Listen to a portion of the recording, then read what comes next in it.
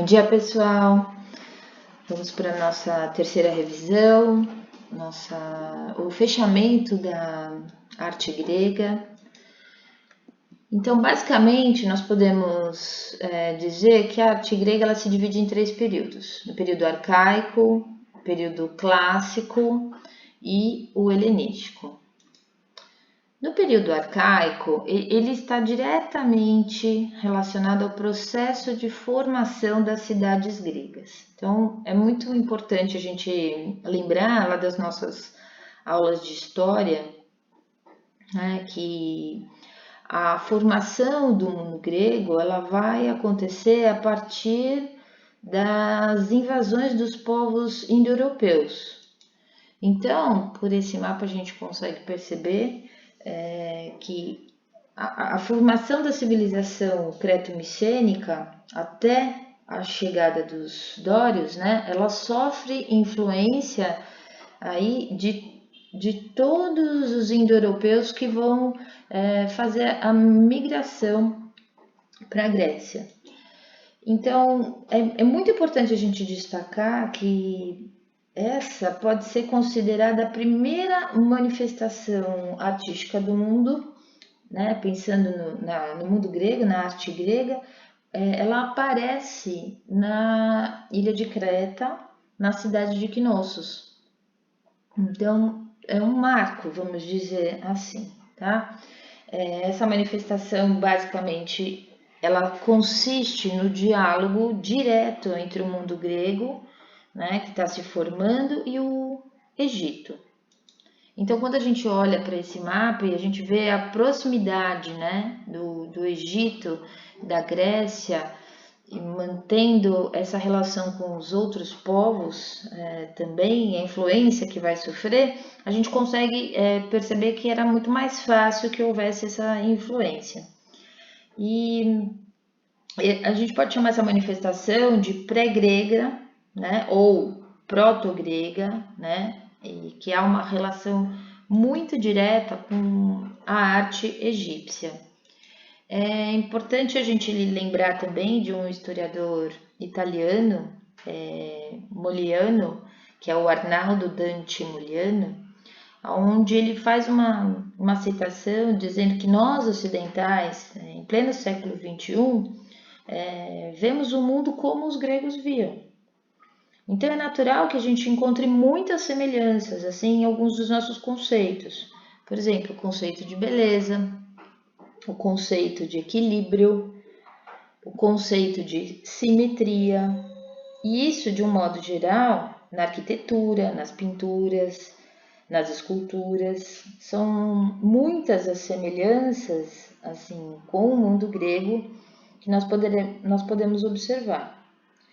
Agora, por um outro lado, esse mundo grego, originalmente, ele bebeu na fonte egípcia. Então, é interessante a gente pensar que esse diálogo que existe entre nós, o século XXI, e a própria arte egípcia, porque, olha só, esse é o Palácio de Knossos, né? Lá em Knossos, na ilha de Creta, e olha a pintura que existe na porta. A gente percebe claramente a lei da frontalidade aplicada aqui a ele. Então, lá no começo, no período arcaico, a influência egípcia é enorme, né? Assim como nós podemos perceber nas esculturas. A escultura no período arcaico, ela realmente é mais rígida, ela é frontal, totalmente frontal, né? E sem muito detalhamento, até as feições nós conseguimos perceber uma semelhança muito maior com a arte egípcia, né? Então, se a gente fosse, de uma forma geral, falar das características da arte grega, nós poderíamos elencar como a simetria, a harmonia, o equilíbrio e a proporção, a preocupação com a beleza, com o detalhamento, né, de tudo que era feito. As obras elas eram realizadas a partir de modelos vivos, né, elas sofrem influência pela religião, são dotadas de muito rigor e um domínio técnico enorme, né? A presença da beleza é um fato muito importante, mostrar a perfeição, o homem como algo perfeito mesmo, a relação do corpo e da representação desse corpo como algo perfeito. Além de representar os valores morais e cívicos, né? Mostrar como era a representação da natureza da época, e cabe a gente falar aqui que os principais materiais utilizados, no princípio, no período arcaico, era o mármore, e depois eles passam a usar o bronze, né? Então, aqui de novo, nós vamos ver na escultura grega, como eu já havia falado anteriormente, a diferença entre o período arcaico e o clássico e o helenístico, né? As esculturas elas passam por um processo onde o corpo acaba tendo um certo movimento, tendo um deslocamento lá no período clássico. A gente vê esse quadril, olha, que ele acaba se acomodando sobre uma das pernas, né? A gente percebe a expressão de serenidade nesse rosto, né? Existe o conceito de contraponto, né? A gente estava falando sobre essa distribuição de peso na escultura, né? As esculturas são perfeitas. Quando a gente olha para uma escultura grega, é quase que como se ela quisesse conversar com a gente, né? Então a cabeça tá mais erguida, né? E elas realmente mostram essa imponência, né? Esse idealismo do perfeito, do belo. E aqui cabe, nós assistimos, tem um link aqui onde está escrito Platão, que é a relação com o belo, da estética, é um pensamento do Platão, é um vídeo curtinho, mas eu acho que é bem interessante vocês assistirem. Bom, aqui com relação à arquitetura grega. A arquitetura grega, basicamente, ela segue os mesmos princípios, né, que nós já citamos aqui, mas o que é importante nós lembrarmos que a arquitetura grega ela estava toda baseada no caráter público. Então, ela era feita, né, para que a sociedade pudesse usar, né, que o público realmente pudesse ser, vamos dizer assim, abarcado por essa imensidão da arquitetura. Então, já eram aplicados cálculos e proporções matemáticas, conhecimentos de engenharia nessa época, né, apesar de tão distante. E os gregos acreditavam que realmente os deuses habitavam os templos, né? Algumas diferenças entre as colunas gregas e cada um dos tipos de capitel que nós podemos perceber. No dórico, né, em geral, ele não tem muito destaque, ele é mais simples, né? A forma dele é mais reta, sem muito detalhamento, e de alguma maneira eles dizem que por conta dessa rusticidade, né, ele representa o masculino. E também o capitel dórico ele era mais baixo e mais robusto, vamos dizer assim, mais maciço. Já no jônico, a gente consegue perceber mais detalhamento, né? Esses ornamentos em espirais são muito característicos do capitel jônico. E por conta dessa representação mais leve, mais sutil, foi equiparado à representação do feminino. E o capitel coríntio, ele é como se a gente pudesse comparar o nosso barroco, o excesso de detalhamento. Os capitéis são muito decorados e normalmente com motivos de folhas das eras, que era a folha de mais, vamos dizer assim, mais presente na região, né?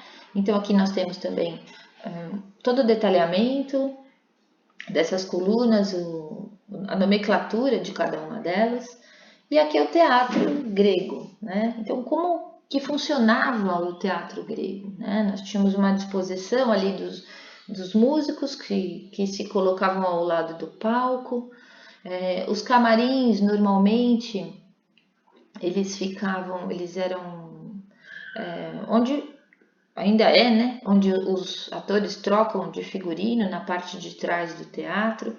Esse terraço aqui na frente, tanto na parte superior quanto a de baixo, era utilizado pelos atores para suas encenações, para suas peças, tal, né? A orquestra, normalmente, o que a gente considera hoje como músicos, né, era considerada essa área circular aqui, ó, esse espaço, né, que era constituído por lajes, por pedras, né, que era onde o coro dançava, cantava, enfim, onde representava boa parte ali das tragédias, vamos dizer assim. Aqui era considerado o altar, né, no centro, onde era destinada as oferendas para o deus Dionísio, e a plateia, né, que ficava nessa disposição. E cabe dizer que o teatro grego, aqui dá para a gente ver mais ou menos, é uma representação, uma ilustração de como seria, né, se o teatro grego hoje nós pudéssemos assistir. Cabe lembrar que a acústica era perfeita, então você escutava, mesmo estando muito longe, você escutava a respiração do ator que estava ali na arena, certo? E aqui é hoje, né, como está o teatro, e ele é usado ainda tem, né, foram colocados tablados, obviamente, foi feita uma adaptação, né, para o que acontece ainda hoje. Aqui é uma foto de Acrópole, para a gente ter ideia dessa Grécia Antiga que a gente está falando. Ela passa por um período de restauração, então alguns lugares estão inacessíveis, né? Antigamente você podia entrar no Partenon, por exemplo, tirar uma foto. Hoje em dia você só consegue fazer isso à distância, né? E aqui são as cariátides. As cariátides, elas se localizam em Acrópole e são representadas por 6 mulheres. Então tem um vídeo aqui que é bastante interessante, eu gostaria que vocês vissem, porque são esculturas belíssimas, dotadas de um detalhamento, uma riqueza em cada pedaço, até o tecido, você percebe que esse detalhamento do tecido foi feito assim com muito cuidado. Enfim, vamos seguir aqui. Opa, peraí, voltou um pouquinho. Tá. Aqui também tem uma outra explicação sobre cariátides e vamos falar um pouco da pintura grega. Bom, a pintura grega, ela vai manter as mesmas características da arte grega, que é a questão da simetria, do equilíbrio. Ela vai apresentar o movimento, né? Então a gente consegue perceber, né, que são os atletas gregos nas suas competições e os soldados muitas vezes em treinamento. Então são cenas da vida cotidiana, tá? Que técnicas que eles utilizavam aí? Afresco, têmpera, encáustica. Eu coloquei um link ali para quem quiser saber como acontecia a encáustica, que são todas pinturas murais, tá? E a gente consegue perceber também que as figuras, na sua grande maioria, elas estão em preto e muitas vezes com o fundo vermelho ou vice-versa. As figuras são pretas com o fundo vermelho, tá?